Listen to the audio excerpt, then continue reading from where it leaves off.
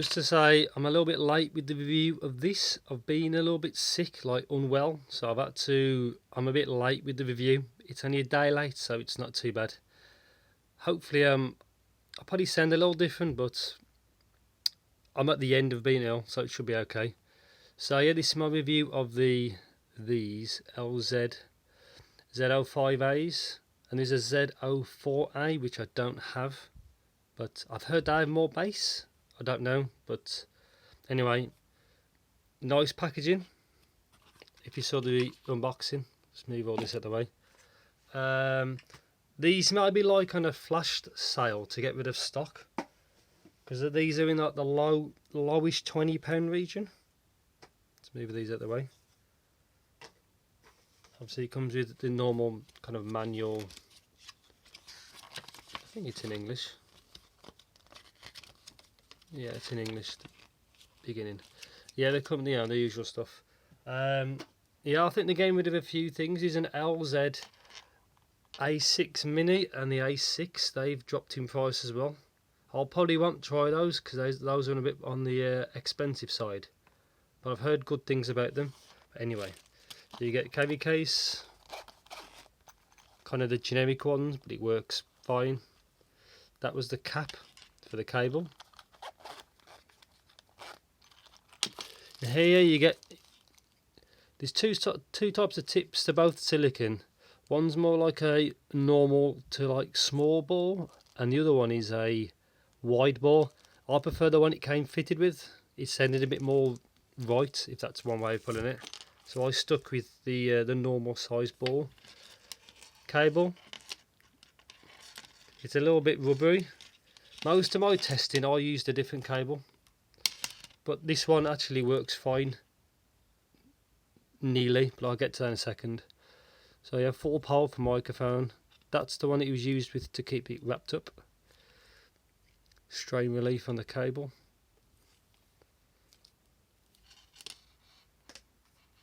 Slight kinks in it, but you could probably hang it up for a few days and it should be fine. LZ chin slider, that works really well. Quite stiff.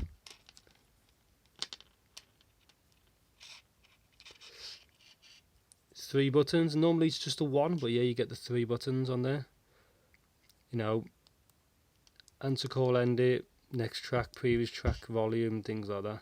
Microphone on the back, and that is on the right ear, I think. Yeah. So labels right, obviously left. But yeah, this one, I don't normally like things that have got like a pre-formed guide, but this is quite flexible.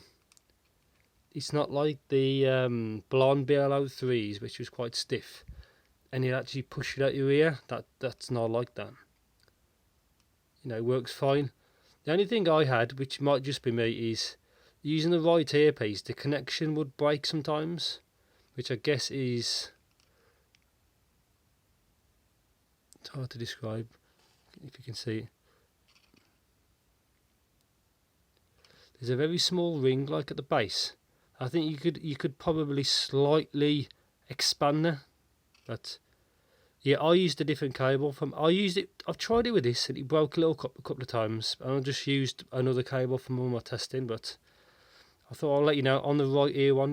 There's a small, if you know MMCX cables, right at the bottom, and that's it. Not much to say really about that. There's no difference using like different cables. It sounded fine. So let's get into these bad boys. Comfort was pretty good, not the best. This seems kind of large in this section for my ears. It's definitely not the worst comfort, but I don't think it beats like a ZS10 Pro or CCA C10s for comfort. I think they're probably up there with the best. It's not like the blondes, which is a different shape. Also, there's meant to be a new blonde coming within like 5-6 weeks, the Mark II, I think. So if that's true, I'm kind of looking forward to that. So yeah, MMCX. This doesn't say anything for which ear it is. There's no left or right markings. Vent there. So that one would be your right ear, because the cable would go, you know, like that. Nozzles are really tightly on, so you don't have, there's no worries about them ever coming off, like ever. Super secure. This is kind of a rubbery kind of texture, which is good if you live in like a colder climate. That's probably better, instead of putting something freezing cold into your ear. You know, your ears touching this material. Yeah, it's no. I wish more companies had that. I think my other one that's similar is my UII SII-CM5 USI. I'm not sure how it's pronounced. They've got something similar on the inside. One thing to note, as I said in the unbox, there's a few, you can see like up here and here, you see like there's a blemish in the material, in the finish. That won't come out, so I guess it's either in the metal or it's actually in the paint. And see there's one there. See it just there? Because I've never dropped these, that's how they came, so it's a manufacturing issue. But there's no issues with the drivers, they sound fine. So let's get into sound, which is probably one of the most important. Not the most important for me, comfort is the most important. Because if something is not comfortable, you're not going to wear it. You know, it doesn't matter how good it is.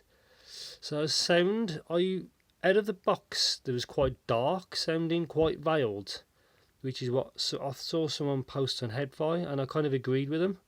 But when I flew like 30 hours, 40 hours on something give or take, and I don't know if you believe in burning or not, but it has helped a lot. And I kind of describe these as kind of warm sounding.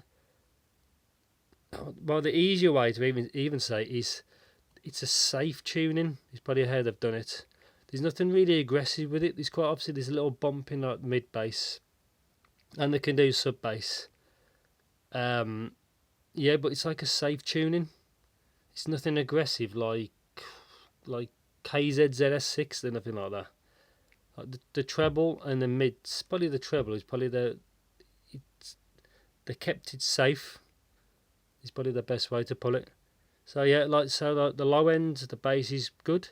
There's a small bump in it, quite warm. It's not bloated or nothing like that. Mids, solid, really.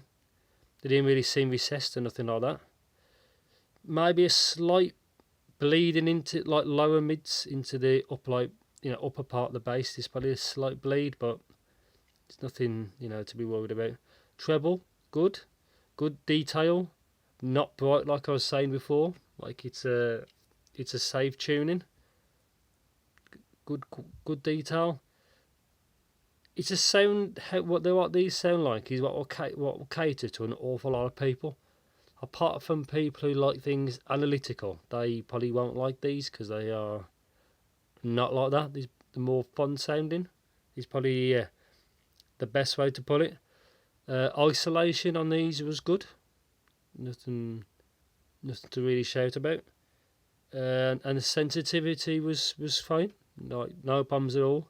These are easier to power than like the Tanchim Coras, which I've done before these, because they are kind of power hungry. These aren't, and these wasn't really source dependent.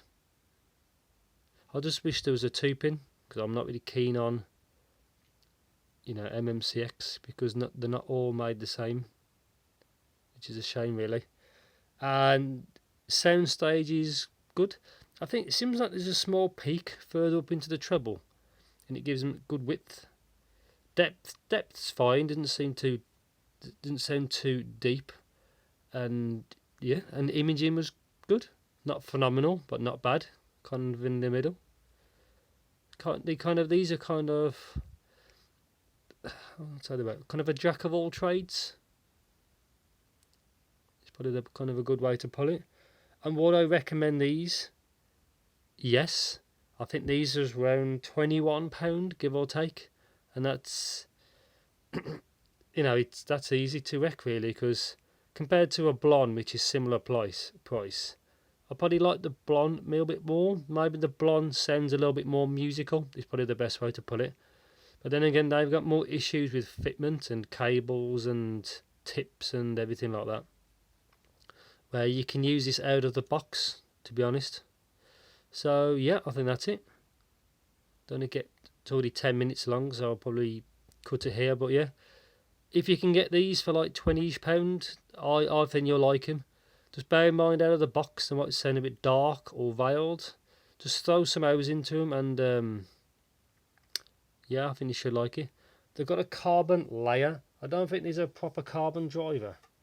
According to it says carbon nanocoated, so I might have a carbon layer on the driver, but I think they sound good.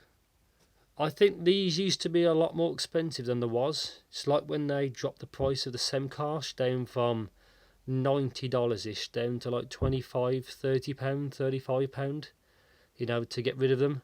This seems like they're doing the same thing, like these are more expensive than the price, is probably the best way to put it. And yeah, that's it. I think I'm out. Shame about the little blemish. Depends on the light. So yeah, I'm out. Yeah, good stuff these are. I was expecting something okay. I wasn't really expecting anything bad. And yeah, the good stuff. Shame it's not tubing. Yeah, and I'll see you guys in the next video.